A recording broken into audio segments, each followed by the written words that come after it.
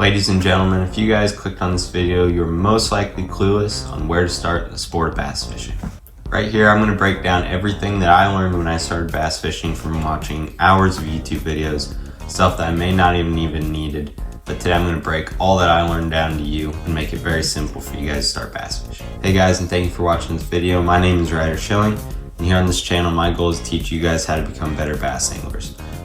Every time you go out on the water, I want you guys to be able to catch any fish out there, especially bass. So if that's what you guys want to do, definitely go ahead and hit the subscribe button. I'd really appreciate it. The sport of bass fishing can be very confusing, especially when starting, because there's so many YouTube videos and instructional videos out there teach you all sorts of things that you may not even need to know.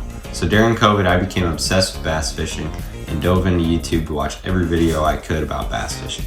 I watched so many videos, I could literally tell you about any lure, any body of water, anything. But some of that I don't even need to know. I wish there'd be a video like this to teach me everything I needed to know at the time. And that's what I'm here to do for you guys. I'm going to break down everything that I learned to a simple format to make it really easy to learn, so you guys can easily learn the sport of bass fishing. So when bass fishing, the most important piece of everything you do is your reel. As long as your rod, but I think when beginning, a reel is super important. There's two main kinds we use bass fishing. Both are right here. I have a spinning reel. That's this one right here. So it'll sit below your rod. So your rod will be right here. And then you got obviously your handle. And then this is what we call the bail. And then obviously we got the fishing line on there. That's pretty straightforward. So on the spinning rod, I suggest this to all you like absolute beginners. Anybody that hasn't really casted any more than 10 times. And mainly because it's super easy. It won't like backlash like a actual baitcaster will. It's just super smooth. You never really have to worry about it. The line is usually good for a long time on this. You don't really have to replace it. Stuff like that. So how you operate a spinning reel is super easy. All you do is you will grab your line and put it in your finger on your rod, and then you'll take the bail and flip it over so all that line can come out on top, and that's what you do. So you just hold that like that. When you want to cast, you make a flicking motion, and when you want to release, just release your finger, and then the line will just come off super easy down your line, all through your eyes, and it'll go in the water. Super easy, super simple. That's a spinning reel. And an option for all you guys that have fished a lot more, and you guys know fairly enough about bass fishing or want to start even getting into the next levels, the Baitcaster is definitely the one to use. This one you can be a lot more accurate, precise with. This one I use. I have 9 or 10 reels right now, and 8 of them are Baitcasters, so I use them most of the time. I throw a little bit bigger presentations on them. But anyway, this is the Baitcaster reel. You got your handle, you have your line on the inside, and you have this little push button. And that push button is what activates the reel. Instead of on a spinning reel, you have the bail. Basically on a Baitcaster, that button right there, the push button, is your bail. So that releases the line when you cast. So what you want to do on a Baitcaster when you cast, same thing as spinning reel, you want to release when it's time to cast. But what you want to do before that even, instead of putting the line in your finger, you just press the button to engage the reel and just hold your thumb on the line so it doesn't go anywhere. And then when you cast, just make that flicking motion. And when you want to release, just release with your thumb. That line will come off smoothly. So on a Baitcaster, you have 2 main parts that actually like make the reel kind of work, so that you don't backlash. And that is this drag right here. It's a little spin button right there. Let's see if the camera will focus in on it. There you go. So it's got number 1 to 10. I usually keep it on 7, especially when to start. Get the camera refocused. And I usually keep it on 7. It's super easy. Makes everything efficient. And then the other one's right here where the reel is. Let's see if it'll focus in. It's that little black nozzle right there. So that one, obviously, it loosens and tightens. So the main 2 parts are those.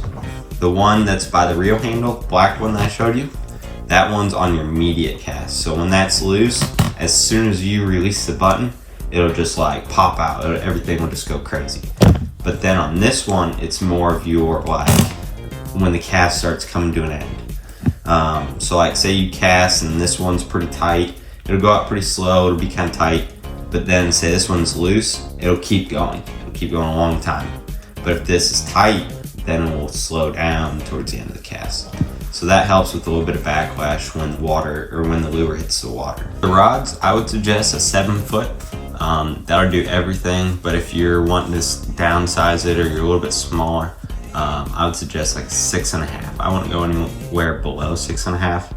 I started on 6.5s, and once I started growing, got bigger, couldn't manage those bigger rods. I just felt like a 6.6. I couldn't cast very far. I couldn't get good hook sets. It was just really annoying. Then I always upgraded to a 7 foot. Now about all my rods are anywhere between 7.5 to 7 with an 8 foot in there. So I would definitely suggest anywhere in the 7 foot range. But obviously if you want something more manageable, or if you're a little bit smaller, go with this small rod. Just don't go below 6.5. And then obviously everyone needs fishing line. What I suggest is anywhere between 12 and 17 to start with. I wouldn't go anywhere below 12 just because it's going to be way too light. You may break off too many times. I just don't suggest that at all. And over 17 is going to be a little bit too unmanageable. It's going to be real heavy. But on a Baitcaster, if you're just wanting to go set up a perfect beginner reel, I'd get about 15 to 17. That'll do everything, especially on a Baitcaster. And then on spinning, I'd probably do a 12-pound test, and I would just do straight fluorocarbon. On both of these, I'd do fluorocarbon. Fluorocarbon will do everything. That's the clear one, and braid will be the more green one. It's a lot stronger, but it can be a little bit more annoying to manage. So I suggest just getting fluorocarbon. It works for everything. And again, spinning reel, 12-pound test. Baitcaster, I'd go 15 to 17. Lures can be very complex, especially when starting. There's so many different kinds, so many different colors and variations. So I'm going to break it down right here for you. So there's 3 main types that I think of when someone describes a bass fishing lure. One's going to be a worm, anything to do with worm. A lot of people call it Senkos.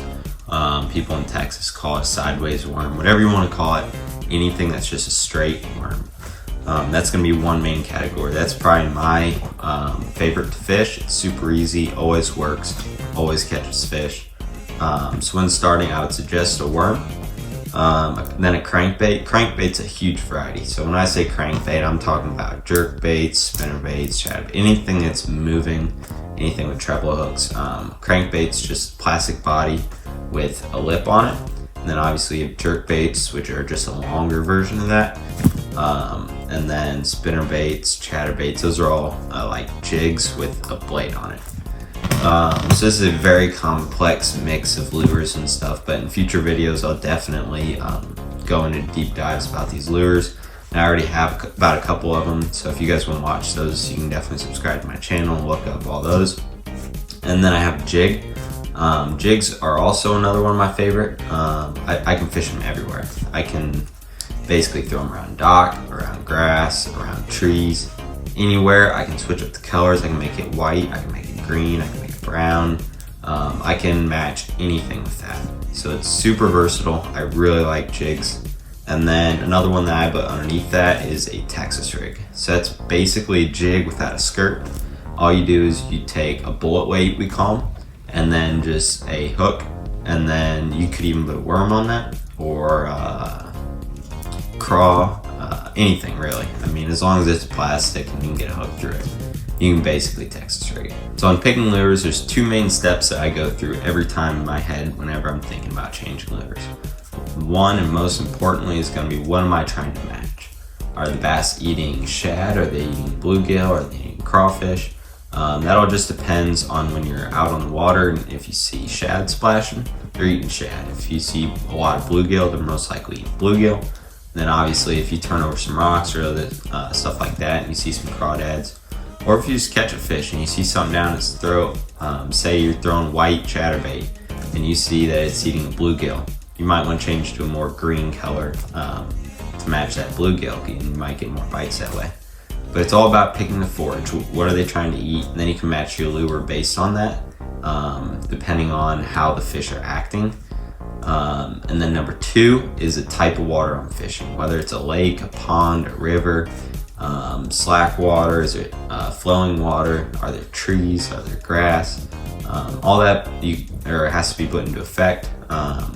Also cover is another one. Are they on docks? That'd be a good one for a jig. something a little bit more weedless maybe. Are they on grass? Something more weedless again. Stumps, a good crankbait would be good for that. Something that can deflect off those tree limbs.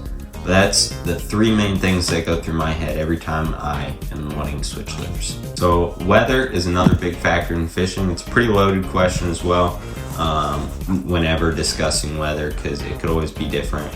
I've seen fish bite in 20-degree weather. I've seen them bite in 120. So I feel like fish are always going to bite. It's just about finding when, where, how. So never get discouraged if the weather you think is too cold, too hot, because they're always out there and they're always going to bite. A factor that I put into play more importantly than weather is what the fish are going to be doing. There's four main parts of the fish season or their year. Number one is going to be spawn. That's when they go up shallow. It's typically in the spring.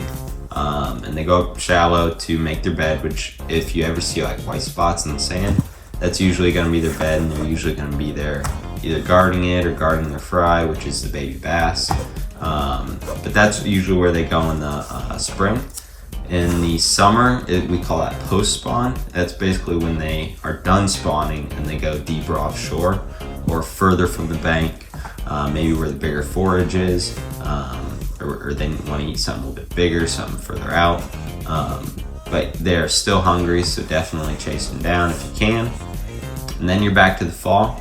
And in the fall, a lot of the shad, bluegill, other stuff like that are going to the bank. It's that cooler temperature where the water is, and that's where they usually feed. So there's going to be a lot of activity up shallow. So especially if you're a pond angler, that's a great time to fish because they're all going to be right next to you. So they're going to be super easy to catch. They're usually going to be hungry most of the time as well. And then you're in the winter. This is the coldest time of the year. They're usually really slow, but that doesn't mean they go offshore. I've seen a lot of shallow fish when it's cold, even in the mud. Mud holds heat. Hydrilla holds heat. It's a type of grass. Most grass actually holds heat. So if you find grass, definitely fish grass really slow. If you ever see mud, fish it slow as well. That's 4 seasons. That's all year for the bass. But remember, they are always biting. So if you don't get bit, just try something different. Try to key on those little senses you have, or your instincts, your gut feelings about what you think is going to happen. That usually works. A question many of you guys are probably already asking, already have before you even clicked on this video, is what knot do you tie? There's tons of knots out there, and not all of them work. Some are great, some are bad. You never know, and especially as a beginner, it's hard to tell. So my previous video, the video right before this one, I tied a great knot that I use about 100% of the time. It's called the Jimmy Houston knot. So if you guys want to go back to that video, I'll put a little card in the top right hand corner of this video. You guys can click on that video and watch that. It's a great video on that knot. It'll teach you guys everything you need to know about tie that knot. That's really the only knot you need. It's super strong, super durable, and it'll last you a long time. It's super easy to tie as well. Thank y'all for watching this video. I really appreciate it. I'm super glad I can teach you guys how to bass fish. I'm super passionate about this. This is something I love to do, so it's super good to teach others how to do it. And I really like just seeing you guys be able to go out there and catch a bass every time you go to the lake. So if you guys wouldn't mind, go ahead and hit the subscribe button. I'd really appreciate it. And also you guys will be updated on future videos. If you guys do have any recommendations or have any questions about this video, definitely put it in the comment section. And I'll make a video about those as well. I want to answer all your guys' questions. Make sure you guys understand the sport of bass fishing. Thank you guys for watching. I'll see you next time.